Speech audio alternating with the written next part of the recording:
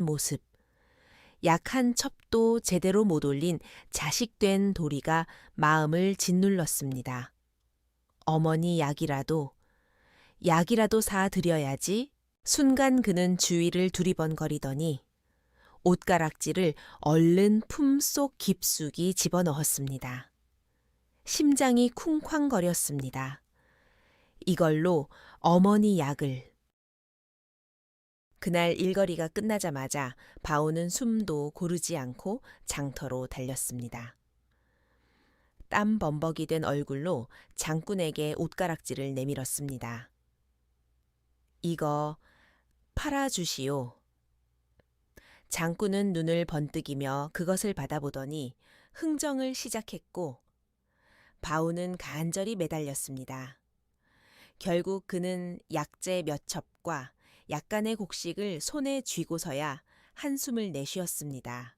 집으로 돌아오자마자 그는 약을 다려 어머니 앞에 내밀었습니다. 어머니, 제발 이 탕 좀 드셔보세요. 어머니는 놀란 눈으로 아들을 바라보았습니다. 아니, 이 돈은 어디서 났느냐? 이렇게 비싼 약을. 바오는 급히 고개를 돌렸습니다. 에이, 송진사 나리께서 제게 성금을 조금 주셨어요. 일도 잘한다고 칭찬해 주시면서요. 사실은 거짓말이었지요. 어머니가 걱정하실까 두려웠습니다. 어머니는 바우의 말을 곧이곧대로 믿었습니다. 허허, 송진사 나리가 참 아량이 넓으시구나. 고맙다. 바우야. 그녀는 눈가가 붉어지며 약탕을 받아들었습니다. 바우는 그 모습을 보며 마음이 미어졌습니다. 어머니가 이 약으로라도 조금 편해지시면. 그동안 밤마다 기침하실 때마다 그는 괴로워서 잠을 이룰 수 없었습니다. 그 약탕을 드시는 어머니를 보며 바우의 눈가에도 눈물이 맺혔습니다. 이게 내 돌이야. 꼭 나아지셔야 해요. 어머니. 그리고 다음 날도 바우는 변함없이 이른 새벽부터 일을 시작했습니다. 허리를 굽혀 마당을 쓸고 물을 길어 나르고 장작을 팼지요. 그런데 그날은 뭔가 기운이 이상했습니다. 송마님이 굳은 표정으로 마당을 건너오더니 낮게, 하지만 또렷하게 말했습니다. 바우야, 어제 마당을 쓸면서 혹시 옷가락지 하나 못 보았느냐. 그 말에 바우의 얼굴이 순식간에 굳었습니다. 손에 잡은 빗자루가 덜덜 떨렸습니다. 들켰나. 심장이 미친 듯이 뛰었습니다. 그러나 그는 이를 악물고 태연한 척 대답했습니다. 못 봤습니다요. 마님. 송마님은 바우를 똑바로 쏘아 보았습니다. 그 눈빛은 날카롭고 차갑게 번뜩였습니다. 마치 모든 걸 꿰뚫는 듯한 기분이었지요. 바우의 손등에는 식은땀이 주르르 흘렀습니다. 그래? 이상하구나. 옷가락지가 발이라도 달렸단 말이냐? 도대체 어디로 갔을까? 그녀의 목소리는 부드러운 척하지만 비수처럼 날이 서 있었습니다. 바우는 숨을 죽였습니다. 이미 어머니 뱃속으로 들어가 버렸어. 이제 돌이킬 수 없어. 그는 입술을 꾹 깨물었습니다. 마님은 한참을 노려보다가 빙그레 웃는 척하며 등을 돌렸습니다. 그러나 바우는 그 웃음이 오싹하도록 무서웠습니다. 심장은 여전히 미친 듯이 두근거렸습니다. 들켰나 아니면 모르나 어떻게 해야 하지. 그날 하루 종일 바우는 마당 한복판에 있지만 마치 지옥불 속에 던져진 사람 같았습니다.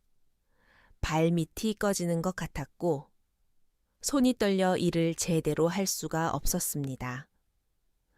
송마님의 말투와 눈빛이 머릿속에서 맴돌았습니다. 나애가 뭘 한 거지 어머니를 위해서라지만 이게 정말 옳은 거였을까? 그는 자꾸만 자신의 가슴을 쿡쿡 찔렀습니다. 어머니만이라도 낫게 해드릴 수 있다면 그렇게 속으로 되뇌면서도 공포와 죄책감이 뱃속을 긁는 것 같았습니다. 그렇게 바우의 하루는 끝이 났습니다. 해가 기울어도 집에 가는 길이 너무 길고 무거웠습니다. 어두워진 길을 홀로 터벅터벅 걸으며 그는 고개를 떨궜습니다. 내일은 어떻게 하지 마님이 또 물으면 뭐라 해야 하지 제발 아무 일 없기를. 그 밤 바우는 집에서도 쉽게 잠들 수가 없었습니다. 어머니가 편히 숨 쉬는 소리가 들릴 때마다 미안해서 그러나 조금은 안도해서 가슴이 저리도록 아팠습니다.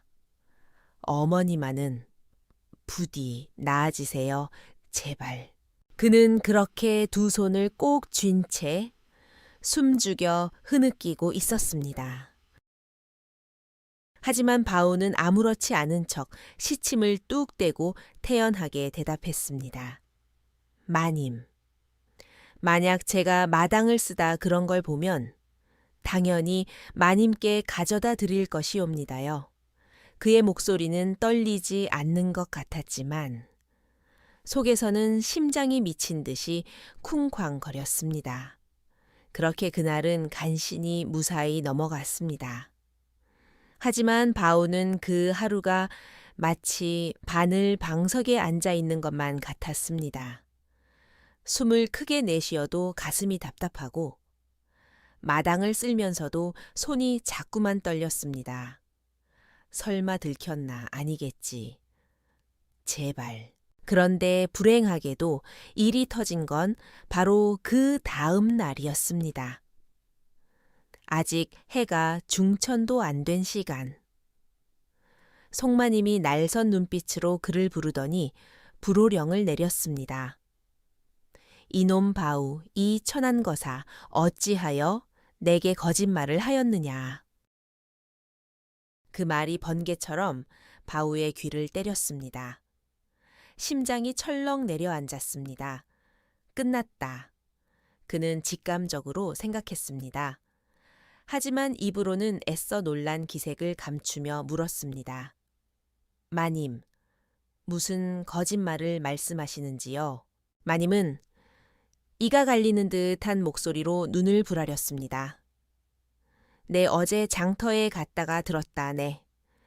이놈이 내가 잃어버린 옷가락지를 팔아먹었다더구나.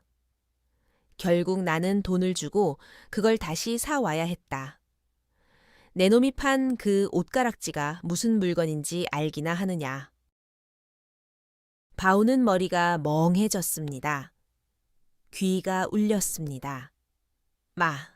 마님, 그건 우리 집안 대대로 며느리들에게 전해 내려오는 가보 같은 것이야.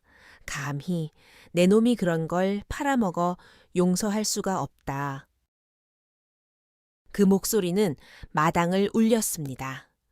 바우는 숨이 막히듯 답이 나오지 않았습니다. 그저 입술만 달싹였습니다. 하지만 마님은 기다려주지 않았습니다. 여봐라, 이놈을 붙잡아라. 하인들이 달려들어 바우의 팔을 꺾듯이 잡았습니다. 그는 저항할 힘도 없었습니다. 마님, 살려주십시오. 그러나 마님은 눈 하나 깜짝하지 않았습니다. 매질을 해라. 인정사정 없이 쳐라.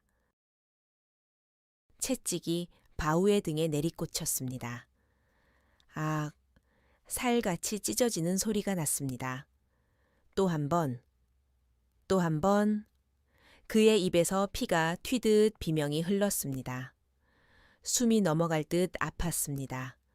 눈물이 저절로 흘렀습니다. 마님은 냉정한 눈빛으로 그 모습을 지켜보다가 말했습니다. 이자를 당장 내쫓고 다시는 내 집에 발도 못 붙이게 하거라. 하인들은 피투성이가 된 바울을 멱살 잡아 끌어냈습니다. 그는 기어이 발길질까지 당하며 문 밖으로 내던져졌습니다. 땅에 내팽개쳐진 바울은 숨을 헐떡였습니다. 몸이 부서질 것 같았습니다. 팔도 다리도 온몸이 쑤셨습니다. 어머니, 내가 어쩌려고 이랬나? 결국 그는 터덜터덜 걸음을 옮겼습니다. 발걸음이 너무 무거워서 한 발 내딛는 것도 힘들었습니다. 산비탈을 넘어가다가 주저앉아 버렸습니다. 눈앞에는 가을 하늘이 텅 비어 있었습니다. 흘러가는 구름을 멍하니 바라보다가 바우는 흐느꼈습니다. 이제 어머니를 어떻게 모시지? 집세도 없고 약도 없는데. 가슴이 찢어질 듯 답답했습니다. 눈물이 수없이 쏟아졌습니다. 어머니의 시린 기침 소리가 귀에서 울렸습니다. 내가 이 꼴이 돼서 무슨 낯으로 돌아가나. 그러다 문득 시야에 매 한 마리가 번쩍 스쳐 지나갔습니다. 바우는 놀란 눈으로 그걸 바라봤습니다. 매가 허공을 가르며 날아오르더니 잽싸게 작은 새를 낚아채 땅으로 내리꽂았습니다. 그리고 날개를 퍼덕이며 바닥에 떨어진 새를 발톱으로 움켜쥐었습니다. 짧지만 치열한 순간이었습니다. 매는 살기 위해, 사냥하기 위해 한치의 망설임도 없었습니다. 바우는 그 장면을 멍하니 바라보다가 벌떡 일어났습니다. 그래, 저런 미물도 살려고 저리도 죽기 살기로 하는데 나라고 주저앉아 있을 수는 없지. 내가 이렇게 약해 빠져서야.